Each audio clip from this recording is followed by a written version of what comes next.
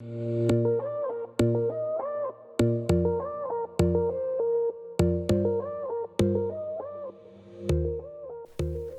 making great progress with our job. We've defined all the parameters that define the geometry of the roof.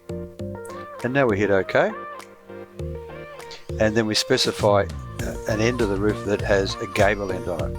We refer to that generically as a vertical plane. Wherever the vertical plane is at the wall end, that will create a gable end. And then if we hit continue,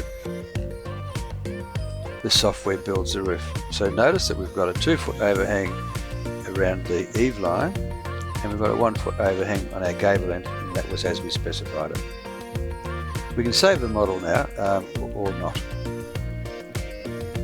So the key to this whole process of using Roof Wizard is the fact that we're working in full 3D. So anything we do when we work in 3D, it's true 3D. So if, for example, I was to go to Modify Roof, put a Dutch gable in, we better save it, otherwise it's going to keep pestering me. So let's save that away. Hit OK. So we can select any line in any view. So if I was to say I want to make that end of that ridge line a Dutch gable, hit OK, a Dutch gable is created. And you can see that immediately in each of the views. Now, you don't always work in 4 views.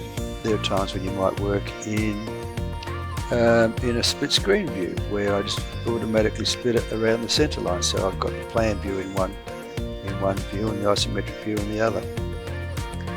Or as my preference, I just work in a single view and I work in isometric view most of the time, and I really like that because I could move that around and look at it from wherever I want to look at it from. So this is just a good use of the tools that already exist in the software for changing views. You can zoom in and out using the scroll wheel of your mouse, and if you double click it, it'll zoom fit to the screen. Let's double click the middle mouse button. That's assuming, of course, that your middle mouse button is set as middle mouse.